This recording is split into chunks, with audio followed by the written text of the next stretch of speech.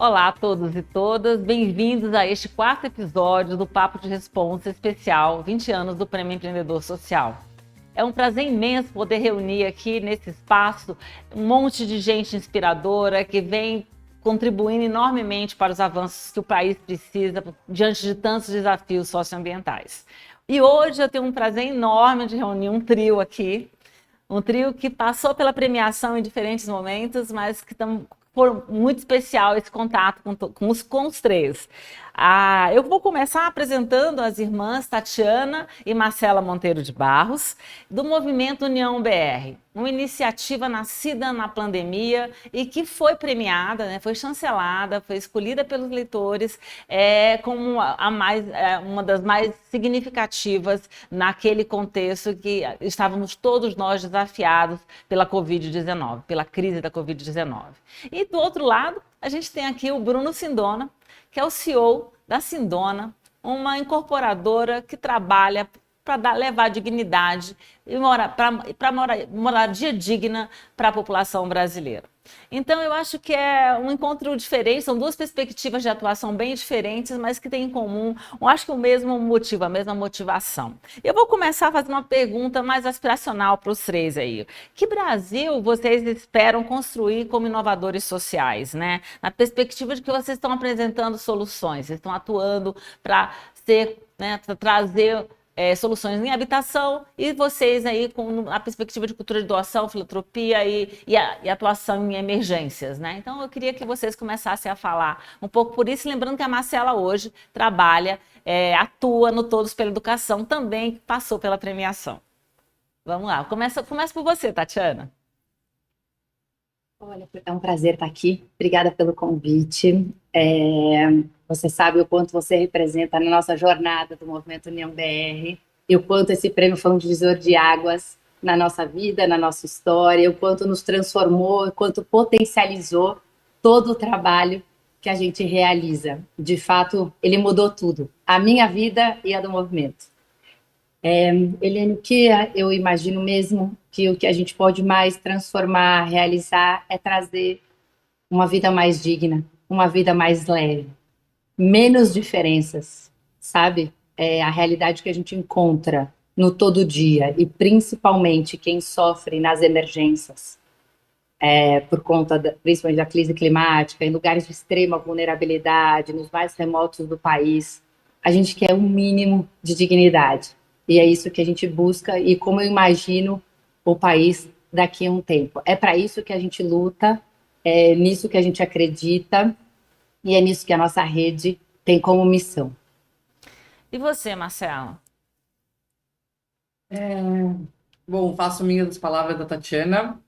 O prêmio foi um divisor de águas e eu sou uma profunda admiradora sua, assim, Eliane. Então, assim, você fez parte da minha trajetória.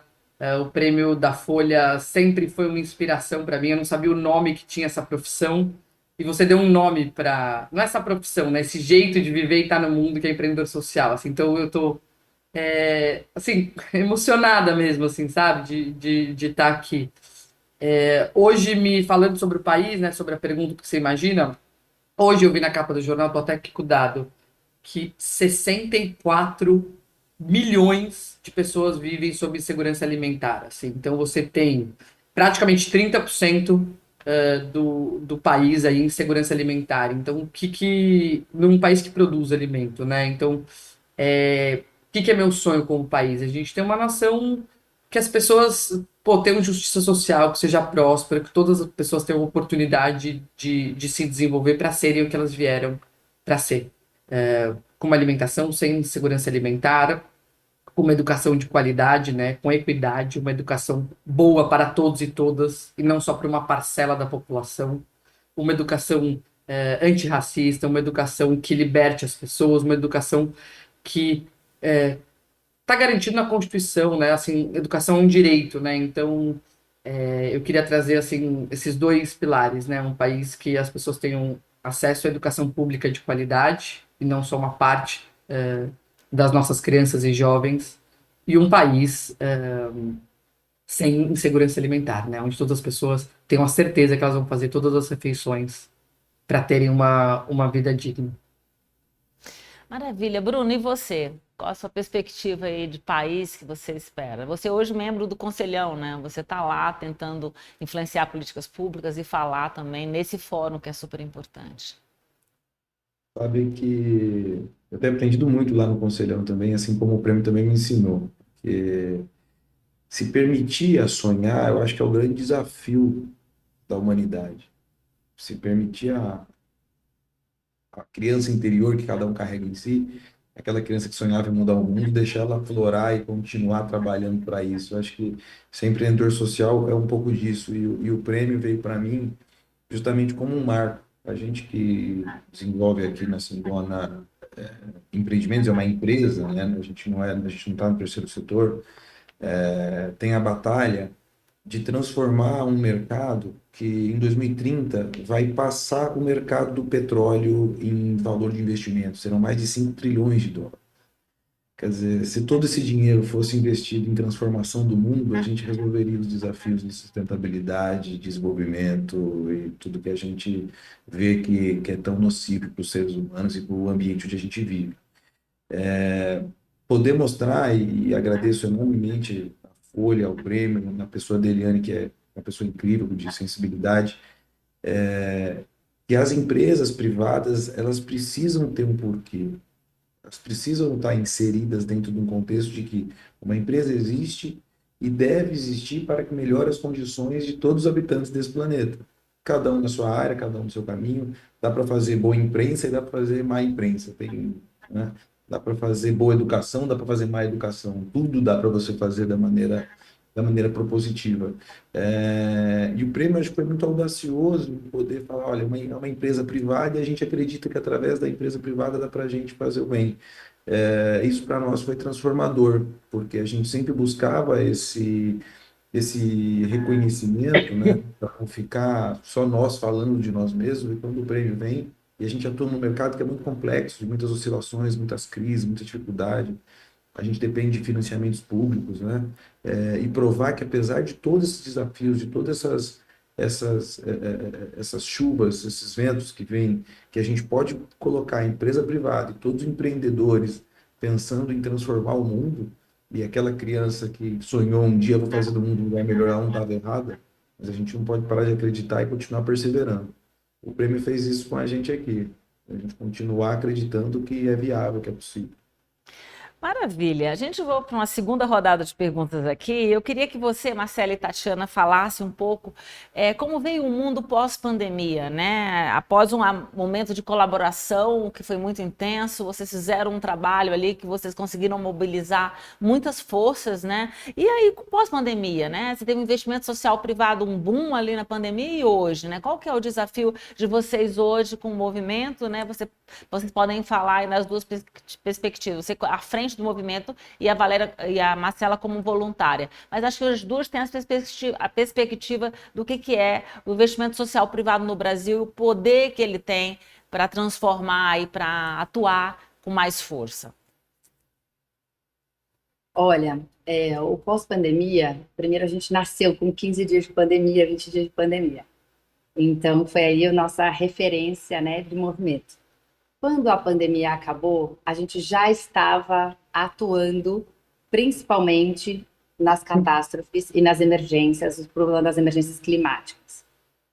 A gente teve aí um crescimento grande durante a pandemia de muita gente da iniciativa privada nos apoiando e nos doando, muito mais do que pessoas físicas. O movimento União BR nasceu mais forte com a parte das empresas.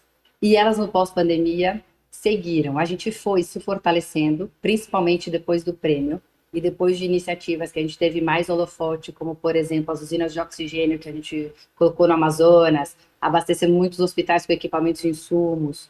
A gente foi crescendo e tendo mais confiança de empresas. E uma foi praticamente chamando a outra nessa continuidade pós-pandemia também.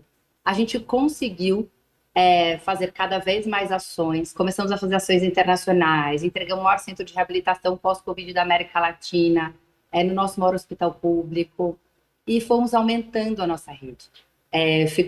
Fomos ficando igual formiguinha, né? Um pouco cada dia mais conhecido, trazendo, mostrando para a iniciativa privada uma transparência, uma entrega efetiva, uma parceria de fato, entendendo a importância deles e seguimos crescendo mesmo no pós-pandemia. As empresas seguem ajudando bastante. A gente atua numa causa e nos especializamos com desastres que vêm de problemas climáticos. Então, a gente é quase que o primeiro a chegar num problema e o último a ir embora. Seja em São Sebastião, Petrópolis, Bahia, estamos agora no Espírito Santo, estamos acabando no Rio Grande do Sul. Então, a gente também tem um foco de doação num problema muito eminente que acontece hoje. Então, as doações para a gente seguiram crescendo e a gente foi entendendo formatos diferentes de doações. Então, a gente tem hoje fundos emergenciais de empresas que nos depositam e que a gente se organiza para todos os decretos e lugares importantes do Brasil inteiro que sofreram. Mas as doações, elas seguem fortes. O que a gente sente de fato é que a doação pessoa física, ela praticamente diminuiu muito. Mas as empresas seguem muito comprometidas, a gente com bastante abertura, conversa e engajamento delas, sabe? Maravilha. Esse é o nosso olhar como União BR. E a Marcela é uma conselheira, assim, além de ser fundadora comigo, é uma conselheira maravilhosa que nos apoia em muitas pontes. Ainda com liberdade de irmã é melhor ainda, né? Pois é, eu queria que a Marcela contasse como é na pandemia que ela usa essa conexão, esse poder de articulação que nasce no WhatsApp, né? Você trabalhava na época no Luciano Huck, né? Ainda na Globo, onde a gente, né, teve uma parceria muito bacana de vários anos. Eu queria que você contasse um pouco que é usar essa força da conexão, da colaboração para mover, né, e fazer as coisas acontecerem, né? Sim. Acho que só complementando rapidamente o que a Tatiana comentou, tem dois aspectos que eu queria contribuir. O Fórum de Davos esse ano, uma das maiores discussões lá foi sobre confiança. Construção de confiança, uma relação de confiança. E eu acho que o investimento social privado, o fortalecimento das organizações da sociedade civil e empresas também, né? O Bruno está aqui para... Eu acho que a gente só vai conseguir endereçar o enorme, assim, os desafios socioambientais que a gente tem no Brasil, a questão de desigualdade, enfim, todos os que eu não vou me alongar aqui, se a gente construir relações de confiança entre terceiro setor, setor público, sociedade civil, empresas, enfim. Então, eu acho que é muito importante a gente trazer essa reflexão, né, que dá voz. Eu acho que sem confiança a gente não vai conseguir avançar como sociedade. E o outro aspecto o investimento social privado teve um boom na pandemia, e eu acho que o desafio é como você se mantém, sabe? O movimento União BR tem recebido, né, recursos expressivos nesse sentido, mas muitas outras instituições do setor viram minguar. Então, estão com muita dificuldade de captação. Assim. Então, acho que o desafio do Brasil é como você deixa perene e consistente a cultura de doação, para que ela não seja um discurso apenas e ela vá para a prática, né? E os dados mostram isso, que teve o boom, mas que ele não ganhou a atração esperada, sabe? Então, aqui também é um chamamento, um convite para as pessoas, como a gente transforma essa cultura de doação em algo perene no Brasil. Indo para a sua resposta, para a sua outra pergunta, Eliane, nasceu de uma forma muito, muito intuitiva. Quando começou a pandemia, eu simplesmente pensei, eu quero que menos pessoas morram e menos pessoas passem fome no Brasil. E eu sabia que ia ser catastrófico. Eu e todo mundo, né? Assim, não teve nenhuma genialidade nisso. Era só ver a tragédia que aconteceu na Itália, os caixões, o prefeito de Milão. E aí, de forma muito intuitiva e muito assertiva, eu falei, vou criar um grupo de WhatsApp entre amigos para que a gente possa diminuir o sofrimento humano e para que menos vidas sejam ceifadas. E aí nasceu o WhatsApp, que em poucos dias, assim, acho que em uma semana a gente já arrecadou 10 milhões, já começou a fazer a construção de leitos de UTI no hospital, assim, um nível de agilidade. E aí ninguém faz nada sozinha, né? Assim, começou como União Rio, aqui no Rio de Janeiro, né? Eu e alguns amigos. E essa rede potente. Aí 15, 20 dias depois a Tatiana falou, poxa, vamos fazer para o Brasil inteiro, que tem outros lugares. E aí o movimento União BR nasceu dessa inspiração do União Rio e segue firme e forte. Eu no conselho, a Tatiana liderando, e o WhatsApp foi essa ferramenta. Mas eu acho que é menos sobre o meio e mais sobre a sociedade. Com certeza. Sobre mais rede. Então, eu tenho o trabalho em rede presencial, mas o WhatsApp foi o potencializador deste trabalho em rede para que o legado acontecesse. E hoje a gente só acontece assim, né, Liz? São 4 mil voluntários no Brasil inteiro, 3 mil ONGs. A gente só acontece também por conta, e o WhatsApp nos ajuda muito Com nessa facilidade e certeza. efetividade. Meninas, e Bruno, eu queria que você falasse um pouco do seu desafio, né, que é de endereçar um problema histórico, crônico, habitacional brasileiro, né? Como é que você atua na perspectiva de gerar, de causar impacto, de trazer inovação que represente um impacto social lá na ponta e mais dignidade para quem busca moradia, especialmente a população de baixa renda? Helena, acho que o ser humano, um dos pilares que faz ele se entender como um ser humano e mudar de era, é a partir do momento que a gente decidiu viver em comunidade. A gente decide se estabelecer em um lugar e a gente começa a viver em comunidade para se autodesenvolver em comunhão com outros. E com o passar dos anos, acho que a gente foi perdendo isso, né? Onde a gente depende dessa comunidade, dessa tribo. Hoje a tribo tem milhões, né? A tribo de São Paulo, a tribo de... E a gente não se entende como um igual. Acho que a pandemia foi um marco para a gente, porque a gente se viu todos no mesmo barco, realmente, né? Todas as classes, todas as regiões, todos os países. A gente achava que não chegava no Brasil, chegou. Então, essas coisas começaram a acontecer de maneira mais próxima e mais rápida, né? Hoje a gente tem o desafio da dengue, os desafios climáticos o tempo inteiro, né? Nunca para, imagina a loucura que seja no União BR. E muitas dessas coisas, talvez mais de 90% delas, passa pela habitação e por esses espaços onde a gente vive. Qual a qualidade desses espaços, né? Quanto dos problemas de desafios climáticos, de tragédias, são por conta de moradias mal qualificadas, mal instaladas, em lugares de risco e tudo mais. E o desenvolvimento imobiliário é o caminho que pode transformar isso de maneira perene, de reduzir essas desigualdades. Quer dizer, a gente passa, por exemplo, o centro de São Paulo e algumas outras áreas do Brasil, lugares de IDH excelente, né, que tem museu, tem hospital, tem transporte público, tem saneamento básico, desabitados ou subutilizados. E quando a gente vê pessoas se aglomerando nas bordas da cidade, cada vez excluídas mais para as bordas da cidade, sem poder utilizar de DH, sem uma creche, o que é transformador na vida de uma mãe, uma creche tempo integral? É transformador, né? Essa é a condição que faz uma mãe conseguir se desenvolver, gerar renda, estudar. Como uma família se desenvolve se demoram 3 horas para ir, 3 horas para voltar do trabalho? Que tempo, que energia que sobra, né? Não sobra nada. Então, pensar a cidade como uma grande aldeia onde todos fazem parte, eu gosto bastante de me inspirar nos indígenas, porque a cultura de que o espaço é coletivo, de que o ser humano são todos iguais, que por mais que a gente possa ocupar espaços diferentes, posições sociais diferentes, mas que todas as crianças que estão nascendo hoje na periferia são nossas crianças, não são crianças de alguém, é um divisor de águas. E a gente precisa materializar essa aldeia, né? Materializar isso é construir de maneira mais inteligente, é construir de maneira mais humana, mais identificada, é dar pertencimento para a cidade. As pessoas vivem nas cidades hoje sem sentir que pertencem, porque a cidade exclui, porque a cidade é dura, porque a cidade é barulhenta, ela toma tempo da gente, ela judia da gente, ela alaga, ela falta luz, isso é uma realidade que está cada dia mais constante. E se a gente não transformar a relação do ser humano com a cidade, a gente não vai conseguir transformar o mundo. Primeiro a gente tem que começar a transformar o nosso bairro, a nossa rua, e aí conseguindo ter vários milhões de clusters de bem-estar, com certeza o mundo, o efeito colateral disso vai ser um mundo transformado. Maravilha, gente, estamos chegando no finalzinho aqui do nosso bloco e eu queria que vocês encerrassem agora falando um pouco, vocês começaram falando um pouco disso, mas o que significou a chancela do Prêmio Empreendedor Social para vocês e o que é ser empreendedor social? Bem, de forma sucinta, se vocês pudessem fechar aqui essa participação. Tati. Bom, para mim o prêmio mudou minha vida.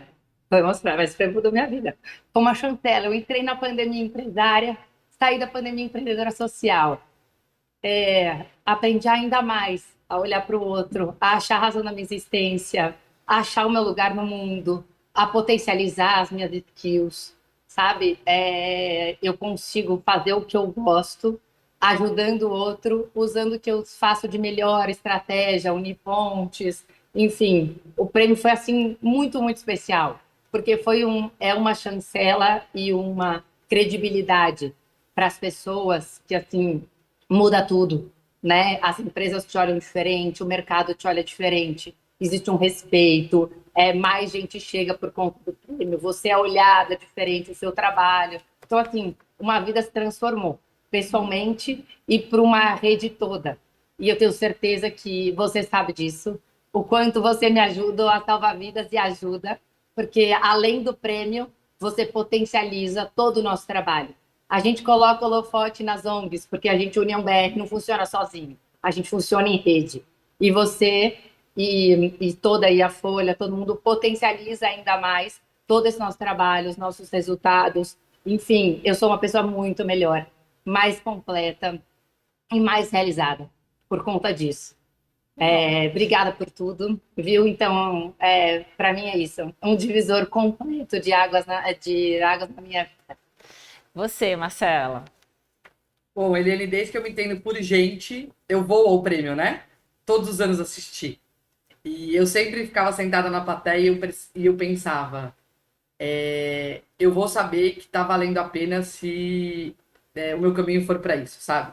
Quem sabe um dia eu tô nesse palco aí, sabe? Quem sabe um dia eu sou empreendedora social. Eu nunca fiz para ganhar nada, nenhum tipo de prêmio, mas quando veio, eu falei, nossa, durante anos, as pessoas que me inspiraram foram as pessoas que estavam no palco do prêmio empreendedor social, assim. Então, tá neste grupo, assim, é um divisor de águas, assim. Quando a gente estava assistindo, o nosso foi remoto, né?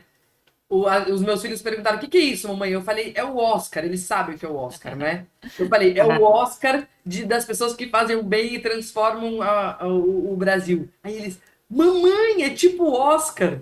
E eu acho que para o movimento União BR, assim, a Tatiana já falou, foi um divisor de águas. É antes e depois.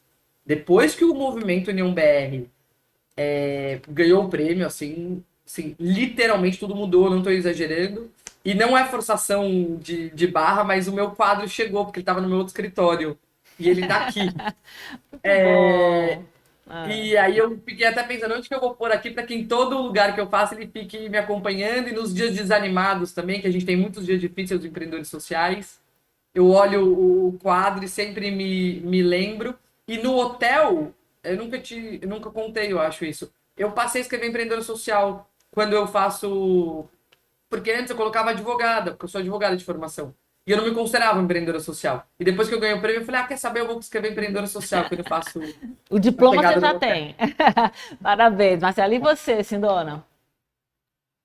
Também foi um divisor de águas. Acho que a Marcela falou muito bem, a gente passa por várias crises de identificação, né, nesse processo, né? O que que eu sou? Não sou nada, né? Eu sou meio.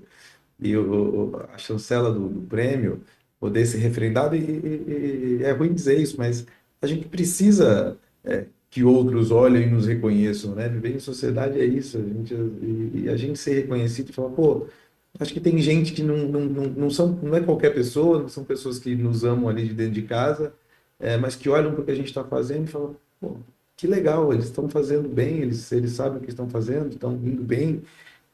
A gente quer apoiar, a gente concorda, a gente quer emprestar um pouco da nossa credibilidade, e a Folha tem muito, a Fundação Schwab tem muito também. Então, pô, vamos emprestar um pouco da nossa credibilidade para que essas pessoas continuem por esse caminho. Então, é uma lufada de energia, de esperança, de caminho certo para falar, vamos, continue, porque o dia a dia é sofrido, mas a gente toda hora repensa, fala, meu Deus, será que eu estou fazendo? Assim, às vezes a gente tem a sensação que está fazendo uma montanha, e tem hora que a gente fala, nossa, eu fiz um grãozinho de areia e não consigo fazer mais.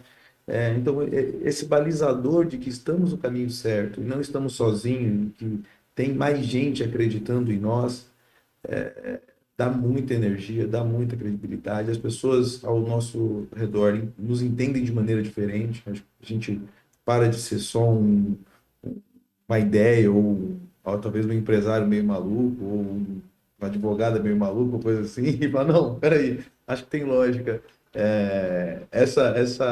Essa mudança de chave, essa virada é muito importante, e para mim foi muito importante, me deu muita energia, muita felicidade. Eu serei eternamente grato por todo esse processo. O processo do prêmio já é um aprendizado em si, que faz a gente olhar para nós de maneira externa, isso é muito bom.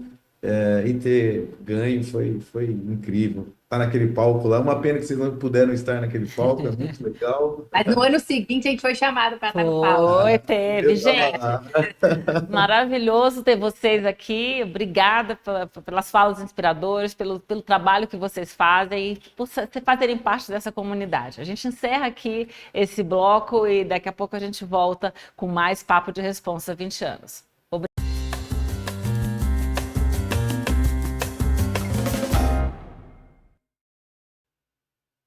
Bem-vindos de volta a esse segundo bloco do Papo de Responsa especial 20 anos, agora com dois empreendedores muito bacanas, gente que estão vindo diretamente da Bahia, os dois, né? Um momento Bahia aqui. A gente tem a Cibele Amado, né, que venceu o prêmio em 2012 com o ICEP, e a gente tem o Luiz Salvatore, que em 2015 foi o vencedor, né, da escolha do leitor pela iniciativa que é o Instituto Brasil Solidário, o IBS. Ambos com a mesma missão de atuar para melhorar a qualidade da educação no país. Então eu começo pela Cibele. Como é trilhar essa experiência, né, de empreendedora social nessa área de educação, né? Você que também foi gestora pública, teve uma passagem recente pelo MEC, eu queria que você falasse um pouco dessa trajetória, Cibele. Então, primeiro daqui, né, os meus cumprimentos, né, aqui a todos e todas, a querida, a gente chama ela de Lil, viu? Maravilhosa, que nos acompanha aqui, toda a equipe da Rede Folha. Essa trajetória, ela já estão completando 33 anos, né, de existência, né? São mais de 3 décadas nesse percurso, nesse caminho, nessas escolhas que eu fiz na vida, desde ser uma professora, quando escolhi em 92, ser uma professora na zona rural, do centro exato do estado da Bahia, que é a Chapada Diamantina, até me tornar uma gestora social, depois uma empreendedora social e os caminhos todos de uma trajetória de gestão pública, mais recente, há 4 anos, como gestora estadual de formação e mais recente a experiência nacional. Tem uma marca na história que é justamente essa história aqui junto com a Folha. Então eu costumo dizer que a minha vida antes e depois, né? Então já se vão aí quase mais de 10 anos, né? Estamos completando já, que foi em 2012, e todo um processo construído junto com uma grande rede, né? Porque a rede de empreendedores sociais é uma grande rede de atores. O Luiz, que está aqui também, está no grupo da educação, e a gente tem uma série da educação aqui de empreendedores, de rede, etc. Então, toda essa trajetória, esse percurso, me levaram e seguem me levando ao que me move, que é a qualidade da educação pública em nosso Brasil, que tem desafios imensos ainda, enormes. Pós-pandemia, então, redobraram os nossos desafios na educação pública brasileira. Nós tivemos e temos, né, a Chapada Diamantina fica no centro exato do estado da Bahia, e durante essa trajetória alcançamos os melhores resultados da educação do estado no nível do Fundamental 1, resultados da aprendizagem muito focados na alfabetização plena dos nossos estudantes. Avançamos nessa perspectiva hoje, nessa trajetória. Hoje eu sou só membro da Assembleia, né, voluntária, então já passamos o bastão. Eu sigo como membro fundadora da Assembleia, contribuindo com essa instituição que também segue hoje já em 3 estados do Brasil. Então simplesmente fantástico, né? Assim, é uma identidade com a luta, com a causa, com a mudança na educação pública brasileira. Maravilha, eu queria que você contasse, Luiz, os teus desafios aí frente ao IBS, né? Como é que você se colocou como empreendedor social nessa jornada? Bom, o maior desafio, eu acho que, da educação é o dia de hoje, né? Em números, a gente está falando de 47 milhões de alunos ou 178 mil escolas públicas, onde temos juntos, né, esse objetivo aí de trabalhar a questão da educação de impacto, né? E trabalhando muito essa motivação do educador, trabalhando muito a qualificação dele, mas com um empreendimento que faz sentido no contexto dessas realidades escolares, né? Então, acho que desafios, assim, do Instituto Brasil Solidário, pessoalmente, são desafios de, primeiro, acho que enxergar a sua vida, né? Enxergar a sua vida como uma primeira mudança e aí sim você passar a ser um exemplo que muitos querem ser e mudar, né? E trabalhar com a melhor questão que você possa possa trazer, no caso, a excelência em escala, que é o nosso grande desafio hoje. O Brasil é um país continental, mas eu acho que a gente tem conseguido fazer projetos muito interessantes, né? Hoje nós estamos nos 26 estados do Brasil, somos mais de 420 municípios com as ações, e são ações que buscam realmente fazer a diferença na vida do educador, na vida das famílias e desses alunos, né? E a gente consegue tudo isso muito com sistematização, com processos de escuta, com a formação humana em territórios, em rede, que é algo muito importante aqui que nós temos junto com a Folha, com todo esse grupo maravilhoso, buscando, obviamente, os desafios que o Brasil tem, não só em matemática, não só em língua portuguesa, mas eu acredito também nas habilidades socioemocionais e no desenvolvimento cognitivo, para conectar esses novos anseios dos alunos à realidade da educação hoje no mundo, não apenas no Brasil. Eu lembro que a gente foi para Chapada, uma coincidência aqui, né, Luiz, para fazer as filmagens, né? A gente foi lá para a Bahia para mostrar o impacto do Instituto Brasil Solidário. Eu queria que vocês contassem um pouco como é que foi para vocês a passagem pela premiação, né? E o que significou essa chancela para as iniciativas e para vocês pessoalmente também, né? Como que vocês lidaram com esse processo e vivenciaram essa experiência. Então, para mim, assim, primeiro eu encontrei meu time, assim, a turma, porque a primeira conexão, né, do prêmio é com essa grande rede, né, de lideranças, de equipes, de grupos, de organizações sociais que estão em todo o Brasil, né? Então, esse foi um primeiro ponto, assim, de impacto interessante, de poder fazer sinergias, de poder fazer encontros, de poder, então, inclusive contraditórios, né? Nesses posicionamentos, nos lugares que cada um ocupa, do lugar que cada um pode fazer, né, a diferença, enfim, nas parcerias possíveis, as também não possíveis, enfim, esse trabalho da rede é um ponto importante. O outro tem uma relação direta com digamos assim, a missão da Folha, né?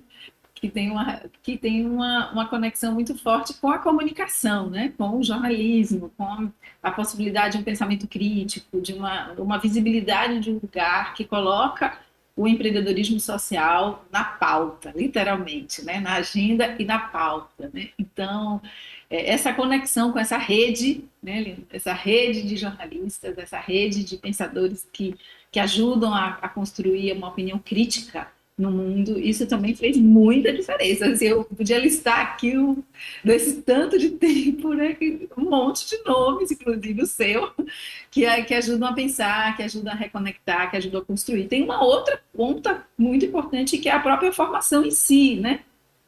Digamos assim, talvez vocês nem tenham tanta, assim, não se tenha tanto assim, colocar que tem uma formação dos empreendedores, mas eu me senti muito assim nesse percurso, sim, em processo formativo, muitas vezes, né, nos diálogos mais recentes, inclusive, na construção de planejamentos, de interlocuções da rede, do planejamento estratégico, né, dos próprios empreendedores, etc. Então, digamos que tem essas três dimensões que elas são extremamente fortalecedoras, né?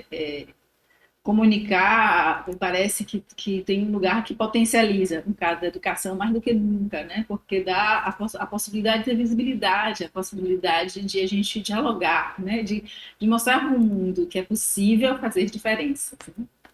E você, Luiz, como vivenciou isso? É uma coisa muito bacana, né? Na verdade, acredito que ser empreendedor social, de um modo geral, eu acredito que é apontar caminhos para que a política pública ela seja mais eficaz, mais eficiente e mais ágil nessas mudanças que nós precisamos e principalmente naquelas que a gente quer ser e ver. Então, o próprio Prêmio Folha, ele contribui muito com essa conexão de várias pessoas que estão trabalhando diretamente em suas respectivas noções de política pública, seja na educação, seja na política ambiental, seja na saúde mental, ou na saúde. Então é muito interessante porque o prêmio, de alguma maneira, ele te conecta, então, com várias outras pessoas que, igualmente como nós, encararam o seu destino sem medo. Né? E claro que tudo isso tem uma série de desafios. Então, acho que estar junto com o prêmio, estar chancelado por pessoas referenciadas, pela própria população, né? No caso que tem o voto popular em uma das categorias, é a forma de você ver que você está, na verdade, fazendo o melhor dentro daquilo que se você propôs a fazer, conectando pessoas, propagando isso, né, com autoria, com todas as questões intrínsecas aí que um prêmio traz, além da própria chancela, né? Eu acho que grande parte dos empreendedores e dos premiados, eles trabalham muito também com a iniciativa privada, como é o nosso caso. São empresas que financiam o Instituto Brasil Solidário e continuam financiando. Então, estar na rede, estar no prêmio, estar no palco, é também uma chancela importantíssima para que esses financiadores eles possam olhar e entender que eles estão na sua melhor pauta, que eles encontraram o melhor parceiro para aquilo que eles desejam transformar o Brasil, seja no seu ISD, seja nos ODS. Então, tudo isso é extremamente interessante e, na verdade, é justamente esse alinhamento. Então, é um grande prazer e é uma coisa que se consolida. Quando a gente olha um pouco mais de 10 anos, né, que nós estivemos lá na final e ganhamos na categoria, o que se construiu nesses últimos 10 anos é algo incrível. Se a gente fizer um antes e depois do prêmio, a gente vai dizer que praticamente nós rompemos aí o Brasil todo, além de outros países que hoje nós estamos atuando. Então, é realmente uma chancela extremamente importante. Falar que traz financiador, não, eu não acredito que é esse o ponto, mas traz a chancela de que você faz algo muito positivo pelo seu país, você efetivamente tem uma boa contribuição, e claro que isso é um respaldo importantíssimo para você traçar um projeto de uma década.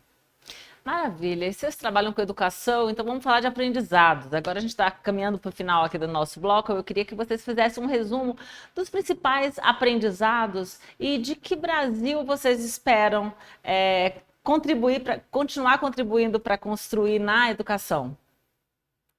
Você, Sibeli. Então, dos aprendizados da educação, né? Vamos começar por aí.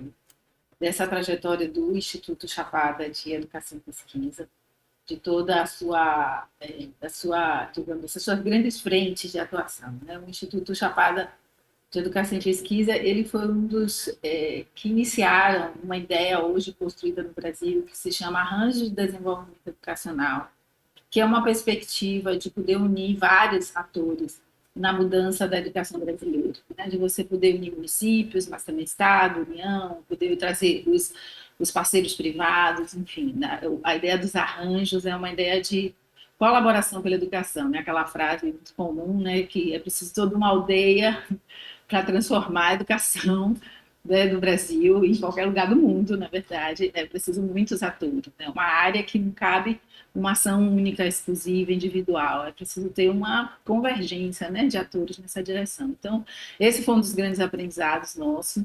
Toda a frente do Instituto Chapada de Educação e Pesquisa com relação à mobilização dos atores locais, da sua escuta, a produção, fortalecimento do protagonismo dos educadores, das suas práticas, do seu conhecimento. Então, também a gente traz como aprendizado, de uma certa maneira, pude contribuir um pouco no Estado, nessa direção aqui da Bahia, e também um pouco no nacional, na perspectiva de que, sim, os professores são profissionais da educação, sim, os professores sabem muito sobre a educação, eles têm respostas a dar, eles têm propostas a concluir, eles têm resultados em rede, né? Então, esse é um outro grande aprendizado que eu acho que deve ser muito levado para o Brasil de hoje, que tirar um pouco essa ideia esquisita, né, de que professor não é um profissional que tem tanta competência, de que as professoras não estão tão bem informados. A gente tem muitas pesquisas que falam sobre essas coisas, etc. Mas eu acho que essa escuta dos professores do Brasil, as respostas que todos os professores e professoras desse país têm para dar e os resultados que alcançam também é uma perspectiva muito grande. Outros aprendizados com relação à própria alfabetização, né? Porque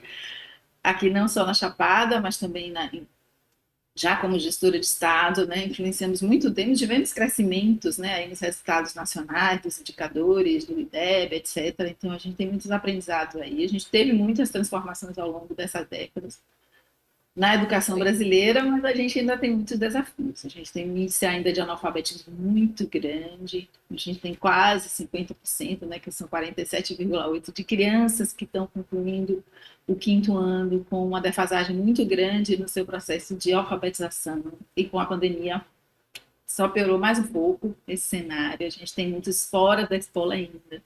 a gente ainda tem desafios com a alfabetização dos adultos desse Brasil, né? Então, a gente segue aí nessa força e nessa luta para que a aprendizagem tenha um lugar, né, central nas discussões das políticas do Brasil, na discussão das políticas dos governantes. Eu acredito, e Luiz também concordar comigo, que uma das grandes tarefas nossas das organizações sociais, nós não somos o Estado, nós não somos a União, né?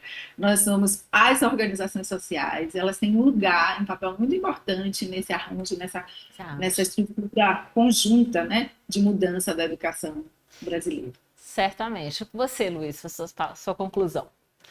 E a palavra é essa, eu acho que é aprendizado, né? Então, o pessoal às vezes pergunta assim, qual foi o erro, qual foi o acerto? Eu acho que não existe erro, né? Existe exatamente o aprendizado, e em educação essa palavra é muito ampla.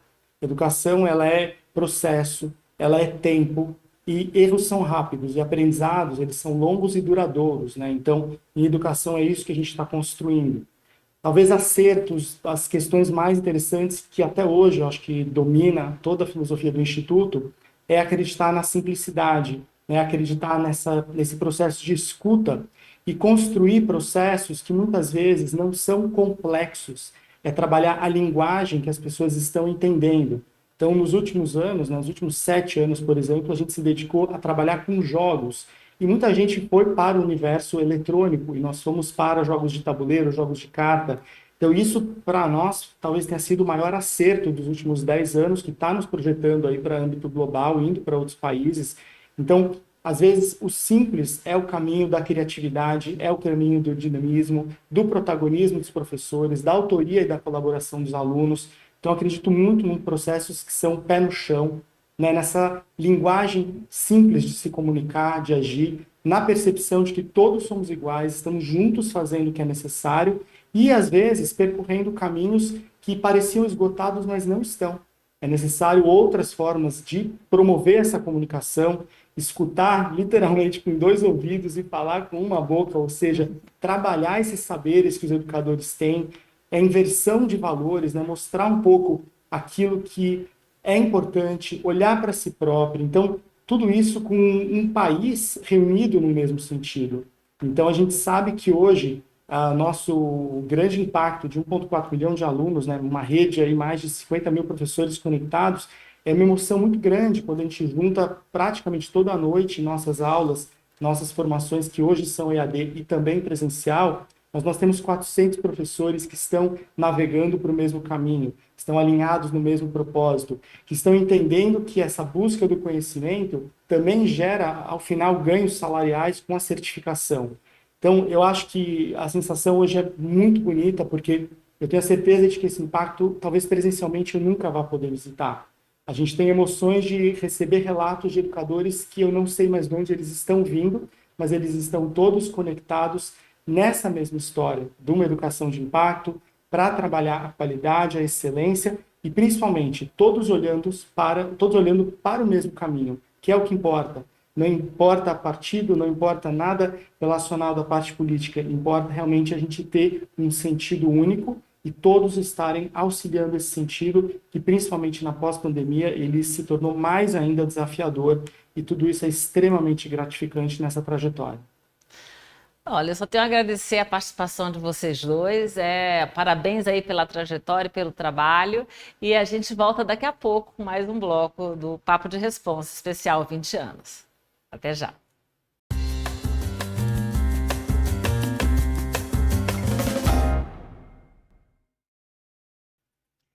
Voltamos agora para o terceiro bloco desse Papo de Responsa especial 20 anos do Prêmio Empreendedor Social.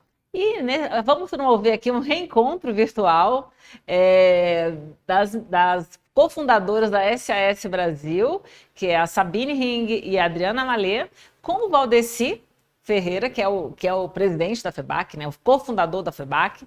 E ano passado a gente esteve junto no encontro da Rede Folha, recepcionados pelo Valdeci em São João del Rei, em que a gente visitou, teve uma experiência imersiva em um presídio humanizado, né, que levou a premiação em 2017. O Valdeci foi Inovador Social do Ano em 2017, e a Sabine e a Adriano foram reconhecidas na premiação de 2021.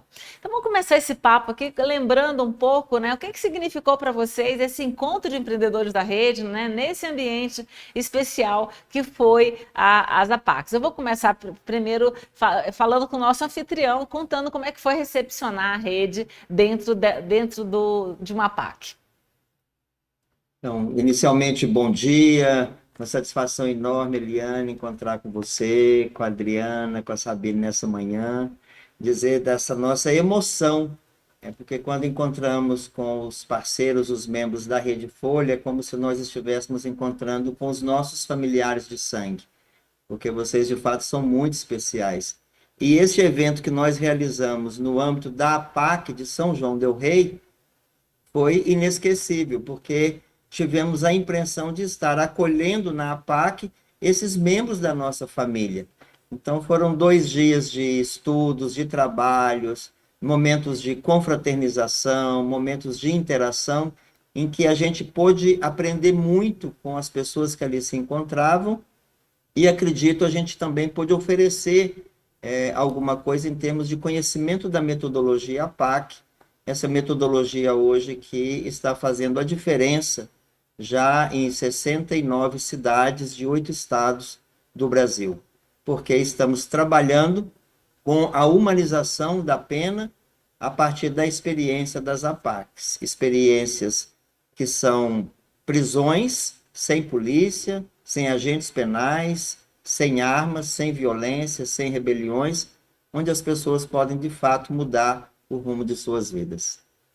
Obrigada, Valdeci. E para vocês, meninas, a Adriana podia começar contando, depois a Sabine fala para vocês como foi viver essa experiência. Eu adorei a expressão do Valdeci quando ele falou de sangue, né? Que somos família de sangue, porque no sangue e no suor, né, Valdeci? A gente que empreende socialmente tem essa questão de batalhar muito e, de fato, dar o sangue para fazer acontecer. Foram dias incríveis, acho que a palavra principal que me vem é inspiração.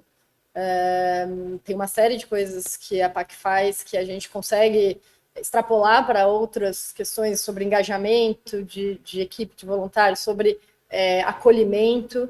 Então foram dias muito especiais também para nós da SS Brasil, que apesar de estar na saúde, com certeza aprendemos muito, muito, muito ali. E você, Sabine? Vocês deram uma aula lá para a gente, vocês compartilharam conhecimento, foi muito bacana.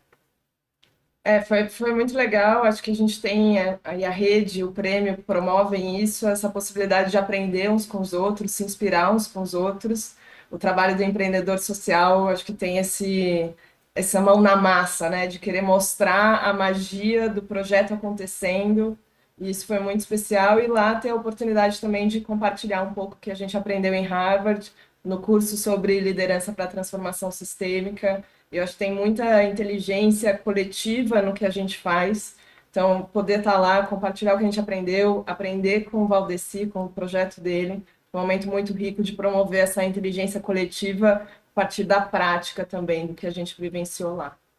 Eu queria que vocês, né, como membros da Rede Schwab, né, vocês também têm uma experiência na premiação que passa, né, por ir aos fóruns, ao Fórum Econômico Mundial, por estar dentro dessa comunidade internacional. Eu queria que vocês contassem um pouco como foi essa experiência para vocês e o que trouxe isso para vocês individualmente, para suas organizações. Começamos pelo Valdeci de novo. Então, Eliane, nossa história, ela remonta ao ano de 1972, em São José dos Campos, quando, sob a iniciativa do nosso querido Dr. Mário Ottoboni, que lamentavelmente nos deixou há 5 anos atrás, nascia essa experiência revolucionária. De lá para cá, foram então 5 décadas de um caminho longo, de um caminho permeado por muitas dificuldades, por muitos espinhos, por muitas perseguições, por muitos processos, muitas incompreensões. Foram tempos difíceis exatamente para romper as barreiras do preconceito, ajudar a sociedade e as autoridades, em especial os operadores do direito, a deixarem de ver as prisões como espaços de vingança e começaram a ver as prisões como espaços de mudança de vida. Então, eu diria que foram 50 anos muito difíceis para que nós pudéssemos consolidar o nosso trabalho e fazer com que as APACs pudessem se tornar política pública. E eu quero acreditar que nós tivemos, nessas 5 décadas, 2 divisores de água. O primeiro divisor de águas foi no ano de 2002, quando a APAC de Itaúna ainda era embrionária e, embora o trabalho fosse meritório, ele ainda era completamente desconhecido das pessoas. E naquela oportunidade nós recebemos os desembargadores do Tribunal de Justiça de Minas Gerais, que desde então entenderam que a APAC poderia ser uma ótima ferramenta para a humanização da pena. Criaram, no âmbito do tribunal, o programa Novos Rumos, que desde então contribuiu para que os juízes conhecessem a metodologia e pudessem também contribuir para o nascimento de novas APACs. E depois nós tivemos um outro divisor de águas, e aqui eu quero acreditar que foi justamente o Prêmio Empreendedor Social, concedidos pela Folha de São Paulo, pela Fundação Schwab, porque a partir dali o método APAC ele se tornou conhecido a nível nacional e também em outros países. Eu diria que a nossa vida nunca mais foi a mesma e a nossa história nunca mais foi a mesma a partir dessa premiação, porque tirou as APACs, digamos assim, do anonimato, né? Então, nós passamos a receber as visitas de inúmeras delegações provenientes de diversos estados do Brasil e de outros países, para conhecerem a metodologia e se lançarem nesse afã, nesse desafio de iniciarem novas unidades de APAC. Então, nós somos muitíssimo gratos mesmo por essa premiação. Sabemos que, embora eu tenha sido a pessoa que recebeu o prêmio, mas não é um prêmio para uma pessoa só, né? É o resultado de um esforço coletivo de muitas pessoas, a iniciar pelo Dr. Mário, pelo Franz e tantos e tantas, homens e mulheres, pessoas abnegados, né, voluntários, que sempre se dedicaram a essa causa. Então, foi uma premiação muito importante que motivou toda a rede das APACs, toda a nossa grande família apaquiana. E para vocês, Adriana e Sabine, quem pode resumir para a gente essa passagem pela Schwab? Cada uma podia destacar um ponto aí importante. E pelo prêmio, obviamente. Vou começar. Eu acho que é um pouco diferente da história do Valdeci. A gente estava num momento muito especial, embora muito sofrido como humanidade com a pandemia. A SAS estava num momento de muito crescimento e como referência já no cuidado à saúde, quando o prêmio veio. Para nós, essa jornada com a Schwab segue, né? A gente está lá, esteve lá agora em janeiro no Fórum Econômico. Sabine vai estar na China agora, e então acho que assim, é um privilégio poder ganhar essa potência de voz que muda de fato as nossas vidas, que muda a possibilidade de alcançar um novo patamar como influenciador de coisa boa, né? Eu acho que a gente fala muito disso, como você se torna referência para inspirar outras pessoas a também empreender socialmente, com a premiação, e principalmente ocupar lugares em que você vai ser ouvido, em que você, enfim, acho que ganha, acho que é potência no impacto. Essa é a minha sensação. E para você, Sabine? Para mim, acho que tem 3 grandes efeitos, assim. O primeiro, talvez mais subjetivo, acho que na jornada de qualquer empreendedor social, assim, não tem uma jornada simples, fácil, ou um guideline do que é certo ou errado fazer. É sempre uma luta, um desafio, o problema é sempre grande. Então, acho que o prêmio tem esse efeito subjetivo de falar, cara, estamos no caminho certo, assim, que bom, né? Dar essa motivação a mais para o empreendedor e para a equipe também. Acho que o segundo grande efeito é essa plataforma de visibilidade, de credibilidade, de poder usar esse espaço e ter um lugar de fala diferente.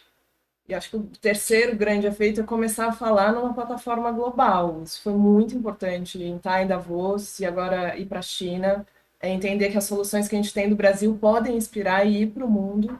A gente tem, às vezes, uma síndrome de querer importar soluções, né, de buscar bons cases da Europa, Estados Unidos, e a gente vê nesse espaço a possibilidade de fazer o contrário, assim, o quanto a gente está achando soluções como a PAC, como a SAS, que podem sim ser soluções que vão para uma escala global. Então, para mim, esses três grandes efeitos, de fato, colocaram a gente num outro patamar, seja na nossa jornada individual, seja na jornada da organização, e buscar soluções de fato sistêmicas, pensando no desafio global. No nosso caso, o acesso à saúde, mas tantos outros que a gente tem na rede.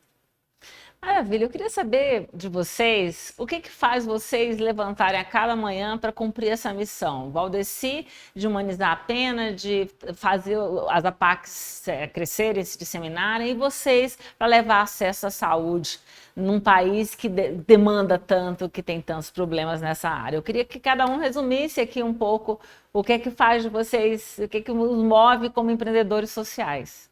Você, Valdeci. Então, Eliane, ainda complementando a fala anterior, seria importante também destacar que o Prêmio de Empreendedor Social ele foi um trampolim para que depois nós pudéssemos também receber o Prêmio de Empreendedor Social da América Latina e depois o Troféu Inspiração, que deu uma grande visibilidade no projeto das APACs, né? Agora, acordar motivado um dia, eu diria que é fácil. Acordar uma semana motivado, também é fácil, um mês, um ano. Agora, no meu caso, já são 40 anos.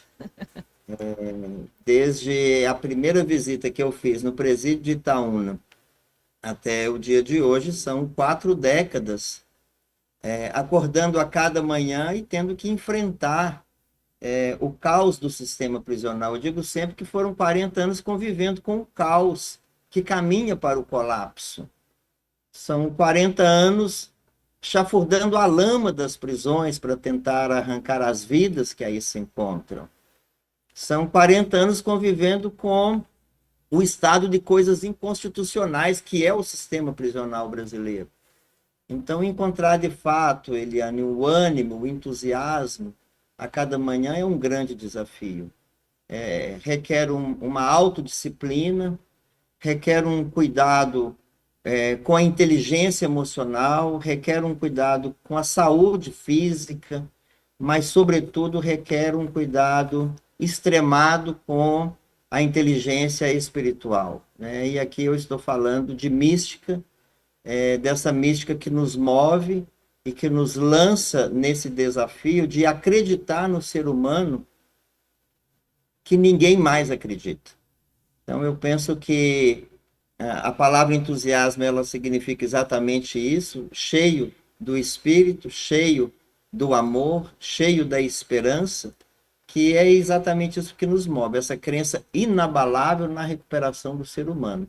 Receber nas APACs aqueles que outrora eram considerados irrecuperáveis, pessoas inúteis, pessoas que já não tinham mais serventia para a sociedade, e a partir da aplicação de uma metodologia e de um trabalho efetivo, sobretudo dos funcionários e voluntários das APACs, permitir que essas pessoas dentro das APACs, ademais de mudarem o comportamento, serem capazes também de mudar a mentalidade. E a partir do momento que você muda a mentalidade, você também começa a mudar as suas atitudes. Então, acho que o que me move, em primeiro lugar, é essa crença, de fato, no ser humano e uma força espiritual que me faz acordar a cada manhã. Obrigada, Valdeci. E você, Adriana? Eu acho, talvez essa seja a pergunta mais fácil de responder, é propósito.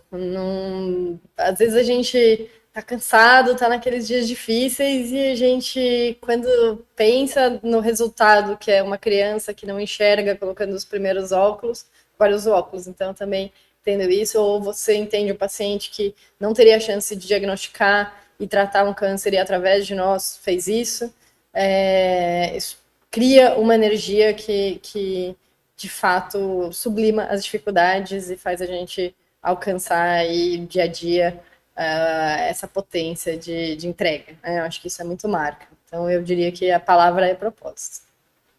E para você, Sabine? Para mim, acho que essa é uma ótima pergunta, Eli. Assim, fiquei pensando, acho que para mim o principal é poder ter essa sensação de que a gente está dando certo, fazendo a coisa certa, assim, de que tem um caminho para você colocar os seus talentos, o seu conhecimento, o seu tempo, energia e dedicação para construir uma sociedade melhor. Acho que isso para mim é inspiração. Assim, foi por isso que a gente começou, ouvindo histórias de empreendedores sociais que estavam fazendo a diferença no planeta. E eu acho que a gente tem, né, no curto espaço da nossa jornada aqui na Terra, a possibilidade de fato fazer a diferença, mesmo que seja na vida de uma pessoa, isso já agrega. O empreendedor social e poder fazer isso em escala e de fato ver transformação, isso é muito inspirador.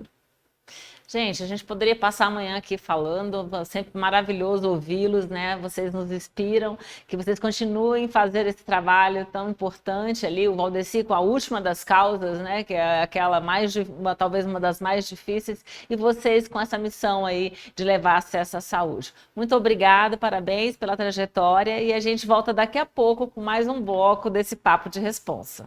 Obrigada.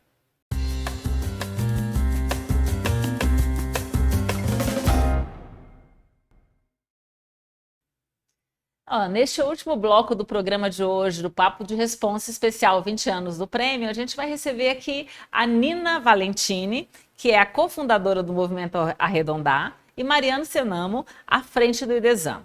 Nina foi a ganhadora do Prêmio Empreendedor Social de Futuro, né, em 2016, enquanto Mariano foi laureado na categoria Inovação e Meio Ambiente em 2022. Bem-vindos, né, aos dois, e começo perguntando sobre a premiação, né? O que significou para cada um de vocês e para suas organizações a chancela do Prêmio Folha a Empreendedor Social? Começando pela Nina. Obrigada, Eliane, um prazer estar aqui com você. Bom, para mim, eu tava grávida, né? Até lembro como se fosse ontem. E foi, assim, muito importante, porque eu levei um susto, né? Eu não imaginava, eu realmente fui completamente despreparada para o prêmio. Não porque, enfim, acho que o trabalho é muito bom do Arredondar, mas eu tinha um pouco a visão de que tinha outras iniciativas incríveis, então eu realmente levei uma grata surpresa. De lá para cá, muita coisa mudou. No próprio prêmio, eu conheci parceiros e a gente fechou até acordos comerciais por conta do prêmio. Acho que no dia seguinte eu tive um encontro com varejistas e a gente estava na capa da Folha, então também foi uma coisa muito legal. Então, não só em visibilidade, como ampliar mesmo a audiência, impacto do trabalho, acho que foi bem importante. A gente teve a sorte também de contar com essa rede de empreendedores. Então, como a Arredondar é um financiador, conhecer a rede de empreendedores e estar mais perto dos empreendedores e saber os desafios que eles estão vivendo foi super interessante. A Folha, por um tempo, disponibilizou para a gente um apoio em PR, que foi muito bom. Então, assim, realmente, hoje olhando para trás, foi um marco da minha carreira. E foi algo que eu tenho muito carinho, assim, de lembrar e muito orgulho de fazer parte da rede, porque eu aprendo muito mesmo, estando perto dos empreendedores e dos ativistas que fazem parte da rede da Folha. Maravilha, e contigo, como é que foi, Mariana? A gente botou o pé na estrada, né, no Rio, né, subimos lá na Amazônia para conhecer o trabalho que você faz. Como é que foi essa jornada para você de participação do prêmio e da chancela em si? Poxa, Eli, primeiro foi uma felicidade enorme, né, para nós, um reconhecimento incrível, uma organização amazonense, né, ser reconhecida pela Folha de São Paulo, um dos maiores jornais do país, enfim, a credibilidade que vocês têm com o prêmio, está relacionado à Fundação Schwab também. Então, para nós foi incrível, foi um momento em que todo mundo comemorou, nós vínhamos de uma fase muito difícil, muito intensa, né, durante a pandemia, e esse reconhecimento nos ajudou a renovar energias e a convicção de que nós estávamos fazendo o trabalho certo.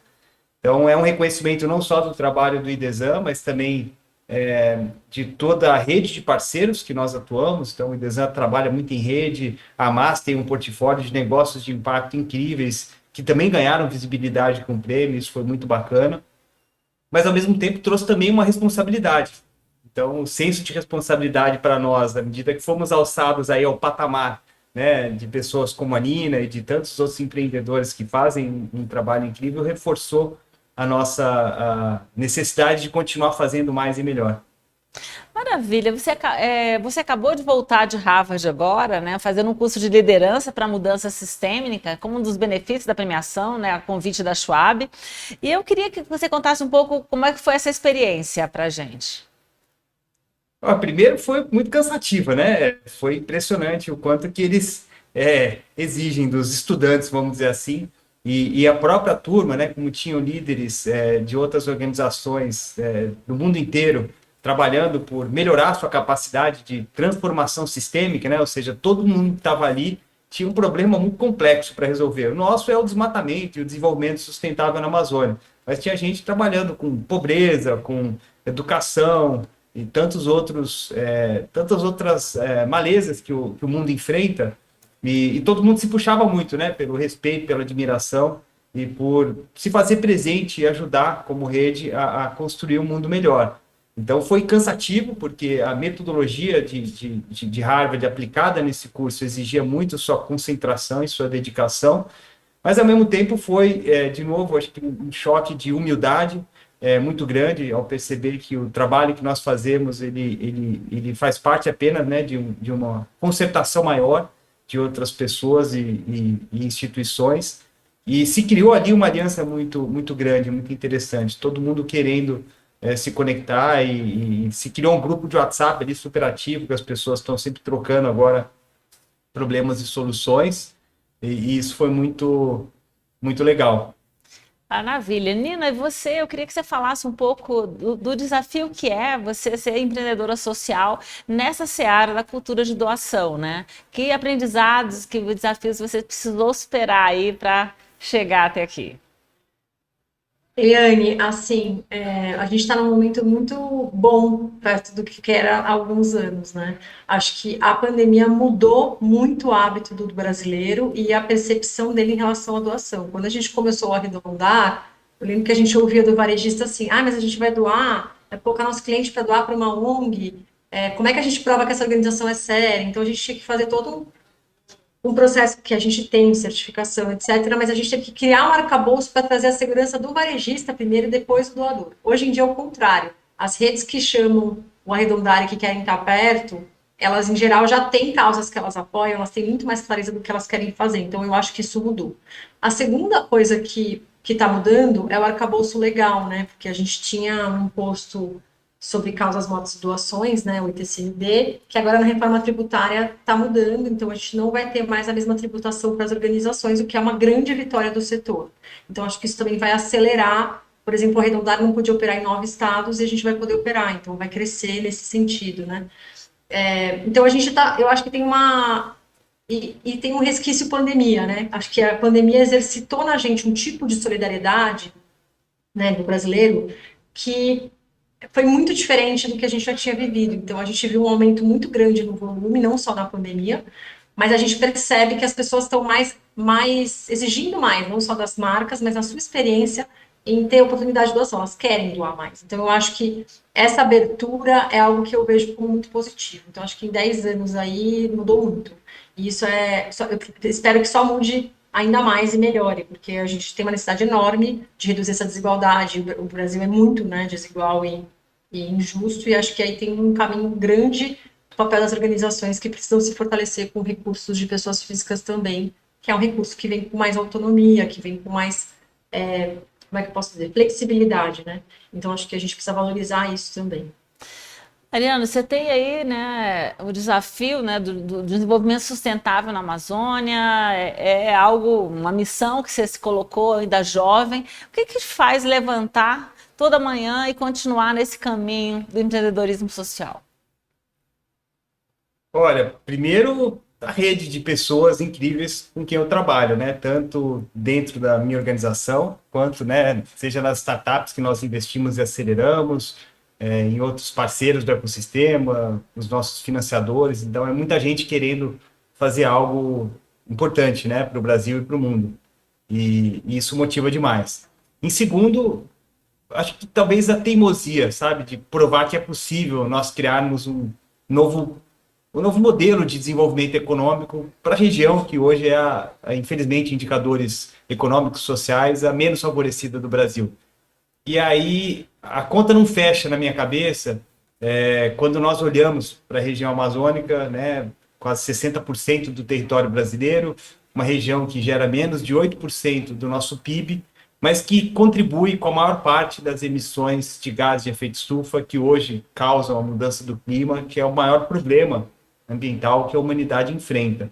Então, como pode uma região que poderia estar contribuindo tanto para a solução e, ao mesmo tempo, gerando renda e prosperidade para a sua população local, não conseguir fechar essa equação? Então, eu tenho uma teimosia aqui que na verdade, não é nem o que faz acordar todo dia de manhã, é que não me deixa dormir à noite. Porque eu falo, pô, a gente está com a faca e o queijo na mão, né? E, obviamente, temos muito progresso, né? A Hamas e os investidores que nós temos conseguido atrair para a região é um reflexo do sucesso, né? Que a gente tem conseguido mostrar que é preciso uma nova geração de negócio, uma nova geração de empreendedores para mudar a realidade regional, mas ainda precisa fazer mais. Então, eu acredito que a gente está começando um trabalho, né?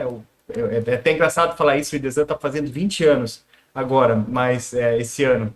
Mas todo ano a gente analisa, reflete e entende que a gente está recomeçando uma nova trajetória. Então, eu acho que é um momento muito interessante. A Nina colocou a própria pandemia, né, que foi, infelizmente, fatal, né, para a região e expôs problemas crônicos que nós temos em sistema de saúde, educação, segurança, renda.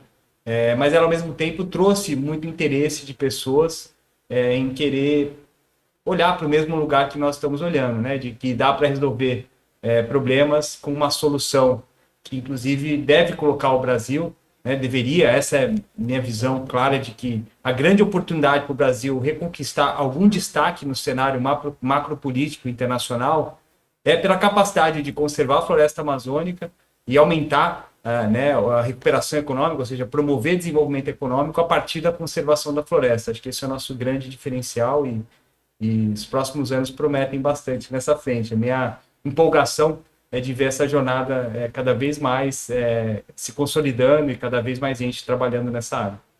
Maravilha. E você, Nino, o que te motiva? Olha, eu sou muito esperançosa, né? Acho que isso é um ponto. Mas o que eu percebo hoje que está me motivando é que, assim, no Arredondar, a gente está vivendo um momento de muita transição tecnológica, a gente está com mais de 2.000 lojas ativas, a gente já distribuiu 14 milhões de reais, enfim, a gente tem 23 doações por minuto, só para dar um pouco a dimensão da nossa operação, e isso é pouco perto do que a gente quer alcançar. O que está me motivando muito é essa possibilidade da entrada no e-commerce. A gente fez parcerias muito estratégicas e a gente já está operando, então, como assim, essa operação tomou muita energia e eu estou muito animada com a perspectiva da gente operar em Brasil todo, que eu acho que isso vai mudar tudo. E a gente faz isso para que empreendedores como o Mariano possam ter recursos livres, institucionais, e que ajudem a organização a se sustentar. Então, para mim, essa ponte, esse lugar é um lugar que eu gosto muito de trazer, porque sem organizações que estruturam o campo, também a gente não tem um campo que cresce com a potência que poderia ser. Então, dá muito trabalho a captação de pessoa física. Assim como o Arredondar está fazendo o que está fazendo, que é super pulverizado, a gente tem organizações super importantes no campo que estão olhando para como que a gente pode ser mais estratégico. E no terceiro setor, esse é um lugar que eu gosto de fazer parte, de estar olhando junto com os ativistas e com os empreendedores sociais para soluções que trazem mais recursos, de um jeito criativo, de um jeito diferente. Então, isso é o que me faz acordar todo dia de manhã. Só resume para a gente o que é o modelo Arredondar, né? O que é exatamente? Sim. O modelo do arredondar, quando você vai numa loja que é parceira, você arredonda os centavos da compra. Então, uma compra de R$ 39,80 vai virar 40. Você doou 20 centavos. Essa doação vai para organizações que são escolhidas por uma curadoria, tem todo um processo de transparência, e essa pequena doação é somada com milhares de doadores que doam, estão ali no caixa do ano. Então, estamos falando de supermercados, de redes de farmácia, estamos falando de lojas físicas, e-commerce. Qualquer operação de compra e venda você pode agregar. Parece super simples, e para o consumidor, mas ele exige uma operação toda de transparência na retaguarda para garantir que o dinheiro vai ser não só bem aplicado, como o fluxo não vai atrapalhar o varejista. Então, a gente vem cuidando dessa operação desde o começo, para que ela possa crescer e ser um modelo tão forte aqui quanto é fora do Brasil. Maravilha. E Mariana, você tem uma aceleradora hoje de negócios de impacto na Amazônia, né? Um modelo, é também uma evolução do modelo que nasce de Desan. Eu queria que você falasse hoje quem que você está impactando lá na Amazônia, né, na ponta. É verdade. A Hamas, ela surgiu muito da percepção do IDESAN de que para nós continuarmos crescendo, né, e aumentando o nosso impacto, seria mais efetivo emprestar, vamos dizer assim, o que nós temos de acesso a capital filantrópico e privado, a conhecimento e a redes de relacionamento para outros empreendedores. Então, o modelo, a gente não acredita muito no modelo de uma organização que cresce vertiginosamente, ainda que isso tenha importância para alguns setores, mas que cresce vertiginosamente e tem que ocupar espaços ou desenvolver atividades em uma região com problemas tão complexos como a Amazônia sozinha. Então, a nossa lógica foi que a gente poderia ajudar outros empreendedores, outras organizações a desenvolver negócios associados à conservação e à restauração de florestas e à geração de renda para comunidades, melhor do que se a gente criasse essa estrutura ou desenvolvesse apenas nossos projetos e negócios a partir do IDESAN. Foi assim que nasceu a Hamas. Então, o conceito de aceleração para a gente ele é muito simples, fornecer um pouco de capital, um pouco de conhecimento e muita rede de relacionamento para que negócios possam crescer, né, ou se desenvolver, gerando impacto socioambiental positivo na Amazônia. Então, o que a gente está buscando são, de fato, empreendedores, né, que tenham uma solução relevante para problemas sociais e ambientais da nossa região. E hoje já estamos com 18 negócios no portfólio, estamos agora desenhando um segundo fundo. Então, o primeiro fundo já está chegando na sua fase final de investimento, a gente vai ter que criar uma nova estratégia de crescimento e captação, e estamos super empolgados aí com o quanto isso vai gerar de transformação. São negócios em diversas áreas, produtos e serviços, que vão desde empresas que desenvolvem ou produzem chocolate fino a partir de cacau, extraído da floresta por comunidades, até negócios que implementam atividades de reflorestamento junto a agricultores familiares, negócios na área de serviços financeiros, logística, produção de alimentos, então cosméticos, tem uma variedade grande aí, mas o que todos eles têm em comum ele tem que gerar renda na região e ele tem que gerar ou a conservação ou a restauração da floresta amazônica, é isso que a gente busca. Que maravilha, né? Eu queria, para encerrar o nosso bloco aqui, o programa de hoje, eu queria que vocês definissem para mim que bicho é esse? O que é ser empreendedor social? Quando perguntam para vocês, como é que vocês se definem, como é que vocês resumem o que vocês fazem, como vocês se colocam no mundo? Mariano, pode começar. Eu vou botar aqui no protocolo, né, Didi? Por favor. Olha, eu acho que empreender, como qualquer pessoa que aplica sua energia, sua capacidade de fazer coisas, não só para gerar benefício próprio, mas principalmente para resolver problemas sociais e ambientais que nós temos todo dia na nossa realidade. Então, acho que empreender socialmente fazer algo de bom para gerar impacto positivo na vida de outras pessoas. Bom, vou pegar, Maria, o seu gancho, porque você falou, eu lembrei de uma coisa. Quando eu fiz administração pública, a minha escola tinha um curso de administração de empresas. Eu brincava que a diferença é que no final do dia, empresas tinham que gerar valor para o acionista e a gente tinha que gerar valor de interesse público. Né? Enfim, e tem muitas coisas que podem gerar esse valor, não só em ser empreendedor social, mas eu entendo que para mim está num lugar de um ativismo, usei essa palavra algumas vezes aqui porque eu acho essa palavra muito boa, mas que é o que está dentro do DNA da carreira, né? Você acorda pensando em como é que você vai resolver um problema e termina o dia pensando em como você vai resolver aquele problema, e não é um problema necessariamente da esfera privada, né? Então, eu defino empreender socialmente como